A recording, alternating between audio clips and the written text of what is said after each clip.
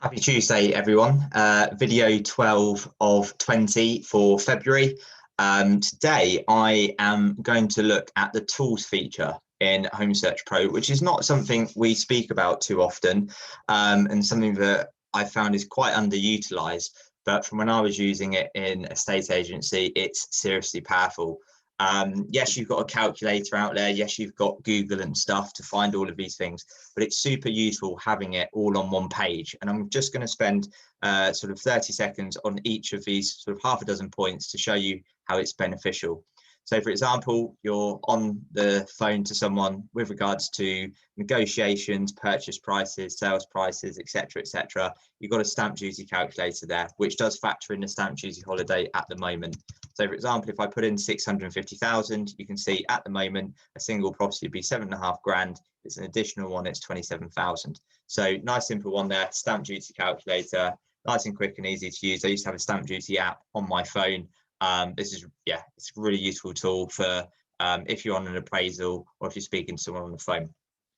Great other exercise to use, and this will vary up and down the country depending if you look at square meters, square feet, or hectares or acres. But again, looking at square meters to square feet, for example. So let's look at something, an EPC, for example, says that a property is 65 square meters, and in square feet, it's 700 square feet.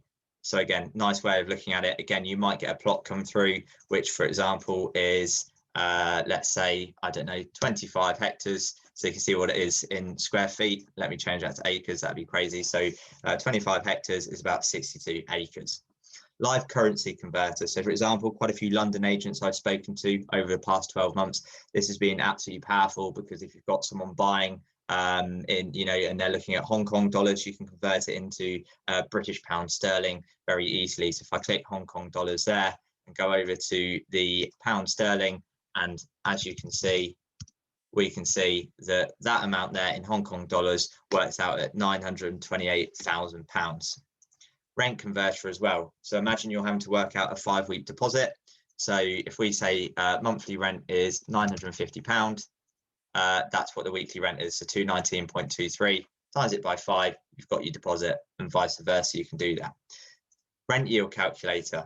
So for example, imagine that the rental income is £12,000 a year. And let's say that they're purchasing a property for, I don't know, 250,000.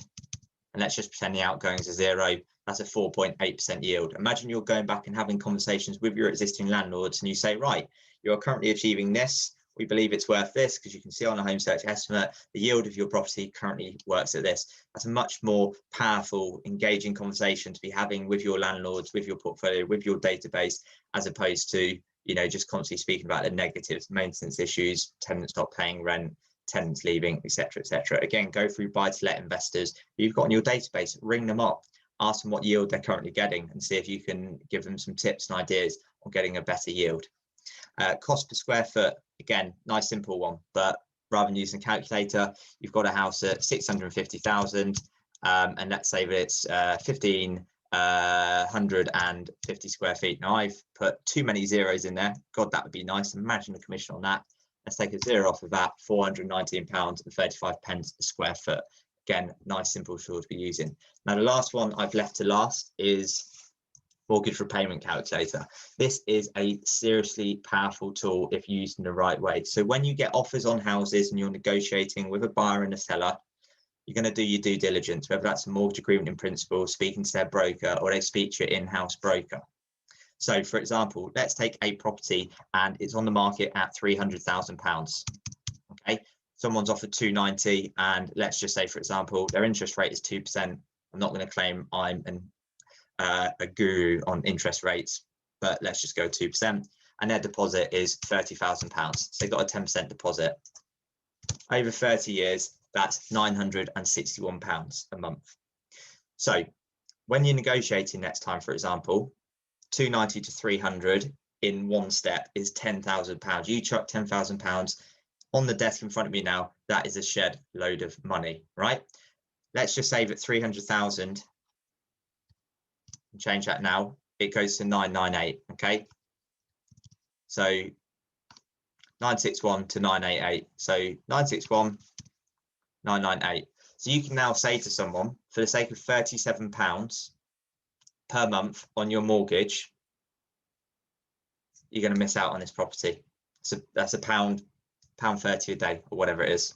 Okay, so essentially, next time you're having those negotiations and you're struggling to get someone from 290 to 300, use this tool and bring that into your conversation. Yes, there's going to be the emotional side of the buying and selling as well. But when you're saying to someone, forget £10,000, that's a massive amount of money, and bring it down to £37 per month, £10,000 just goes out the picture. It's irrelevant. So that is my ramblings on this Tuesday evening. I hope that has been helpful. If anyone's got any questions, drop me a message, give me a call, send me an email. Please do keep the feedback coming. I really appreciate everyone reaching out to me. It does keep me going, keep me motivated to get these videos recorded. I'm now going to go watch Liverpool play, and I really do hope they win, because I'm fed up with people giving me stick for that being in the background. Peace out.